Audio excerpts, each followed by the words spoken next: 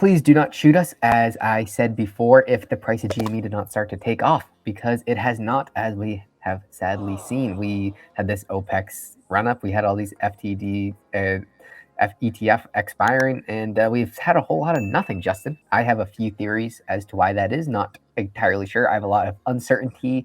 I think it's fear and doubt, as most of you may be feeling, but we will talk and just figure out what's going on from here. Justin, what are your thoughts right now? I guess my take on it is that I think it's very foolish to try to pick a date or pick a time. Rather, I think it's much more interesting to look at maybe like road marks that you see, and the fact that, not that I know all of them, but the fact that you see, let's say, XRT getting thresholded, seeing short utilization spike up with GME. I see these as all positive road markers that we are moving forward. So the end of it is I'm not too concerned. I mean, the price will do what the price will do, but I do find it interesting to note, and this is probably the thing that's most important for me, a divergence, or you're starting to see a divergence from what GME does, from what the market does. Now, it's not a complete divergence. There's still some overlap, but that's something I'm pleased to see. I guess from my perspective, like you, Josh, I've got a few option contracts that we and I are both paying out in theta for, so that the time decay of the options. But I knew that going into it. I'm simply willing to continue to maintain my position and see what happens. But that's kind of it. The other thing I'll throw out there, and I don't know how to like handicap this, make policy or like make it like a trade decision on it, is the geopolitical aspect of the situation. Macro is downstream from geopolitics. Whichever way you slice it, it boils down to that. And there was a comment, I didn't coin this, but I thought it was very clever, that we're in World War E, like electronic or whatever. And I suspect that you have multiple vectors in play. And I wonder if one of the vectors in play will be that if, cyber terrorists, and whether they're real terrorists or whether they're fronting for a state, that I don't know, I wouldn't speculate on. But my point is, if there's some sort of like cyber attack that takes down part of the banking network, takes down part of Fedwire, like what happened last year, knocks an exchange or so offline, maybe takes out, let's say, 60 or 70% of, the Bitcoin miners or the Bitcoin network's hash rate, whatever. That would be pretty, I should say pretty interesting. That's a really silly way of saying it. I would not be surprised to hear of some vector through our IT infrastructure that either disables or materially knocks offline a large part of our financial infrastructure for an extended period of time, like, more than a few hours. So very curious to see how that plays into it. And I think something like that, there would be a huge, I think, blow to a very sophisticated, very nuanced, perpetual, as Pi-Fi said, perpetual motion machine designed to archive and warehouse GME shorts. Sorry, that was Yeah. a long answer. That was a long rambling. Yeah, so I'll go into some of my current thoughts right now. We thought there would be some price movement as we had OPEX expiring and we had the T plus 235 C settlement that was last Friday. And we thought we'd see a run up there, as we have seen all other OPEC cycles. Then we also have all of this exposure Monday and Tuesday today, and we've seen nothing. I have a few current theses, and I do not know what weighting to give to each one. There is something that I do think is pretty important. There was a rule change in market settlements a few days before OPEX, and I do not think that is a coincidence. I have not had time to dig deep into the actual data, as it is a massive article that it would take probably 3 lawyers and a few days to dig through. We will try and discover what's inside of it, but I'm sure they will portray it as for the public's good, and it is most likely to ram one in the arse. And we don't know what they did or how it could have affected these cycles that we have been playing. But it is something to keep in mind, and they could have changed the rules subconsciously for these guys. That is one thesis. Let's go on to another one.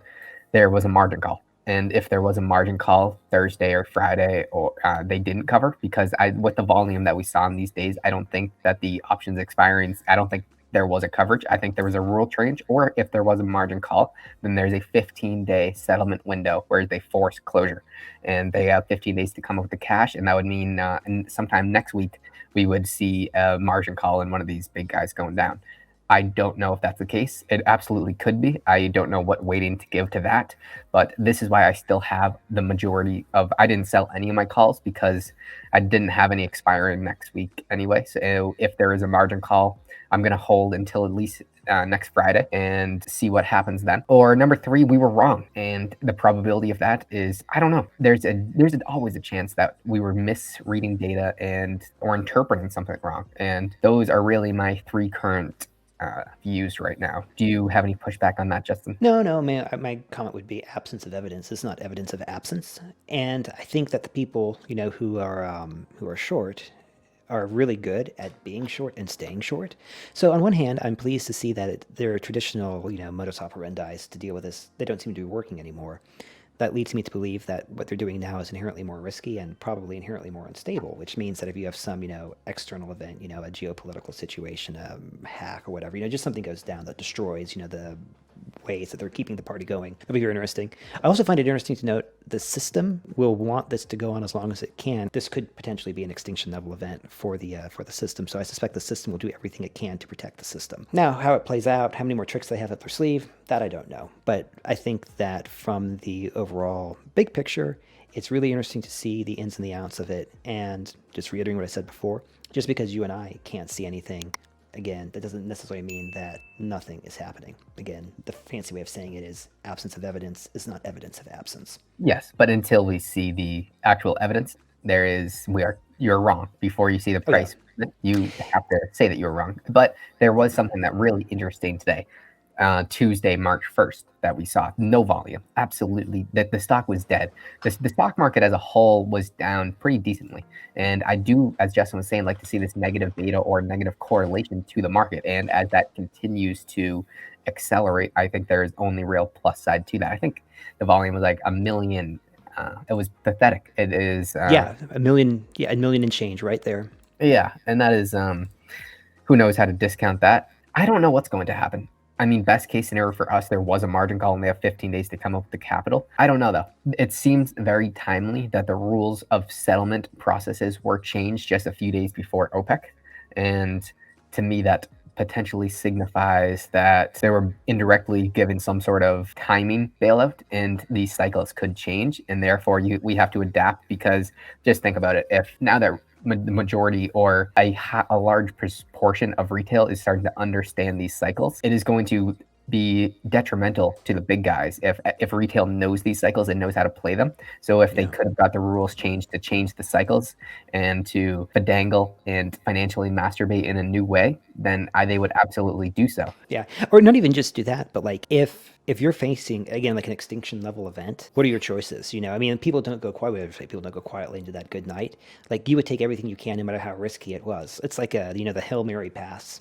Why wouldn't you do it? If you know you've already lost, but you've got like the slim sliver, like why wouldn't you take your last, $100 and go to Vegas and bet it all on, 17 or whatever?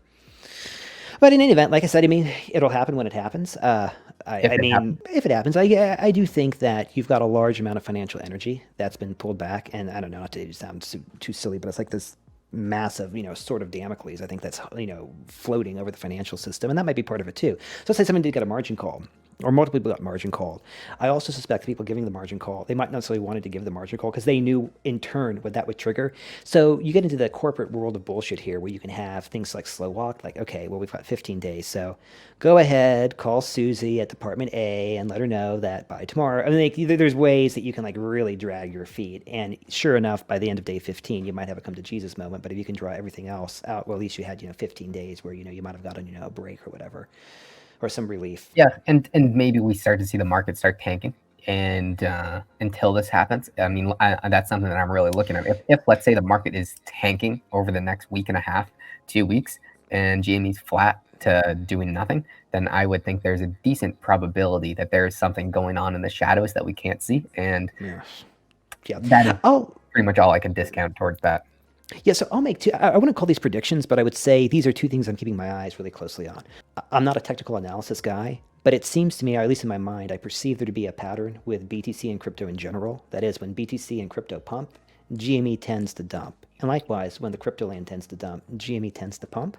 I don't know if there's anything there, but my suspicion is that if I was a short hedge fund, or if I was someone who was short GME, the way I would maintain my short positions was by posting whatever collateral I needed to post. Now, if you're playing games with collateral, if you can show some sort of crypto asset that you can easily inflate, then you're able to easily inflate your collateral position, assuming this is all working out behind the scenes. So I see that as being particularly interesting.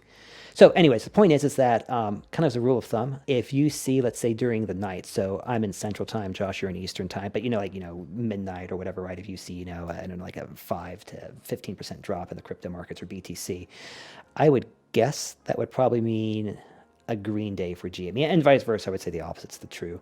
And the other thing I'll say is that, again, I don't know how this would work out, but I wouldn't be surprised at all to hear this, just to see some sort of geopolitical vector mainly expressed as some sort of like financial terrorist hack on the various pieces of infrastructure that we use to maintain the financial system, not just the banks, but the stocks, anything, or even BTC itself. But anyways, let's not get ahead on our worrying. Those are the two things I've got my eye on, and those are the two like quasi predictions that I'll kind of like throw out there. Like if it does happen, I think this is going to be one of the things that's going to kick the party off. Yeah, I currently have no further thoughts. We'll continue to research this, and I would really, hopefully we can dig down and figure out where the rules changed and come up with some real data for you guys. If we can, we'll get back to you. Thank you for watching this video. Thank you guys. We'll see you on the next video. Take care. Until next time, Josh.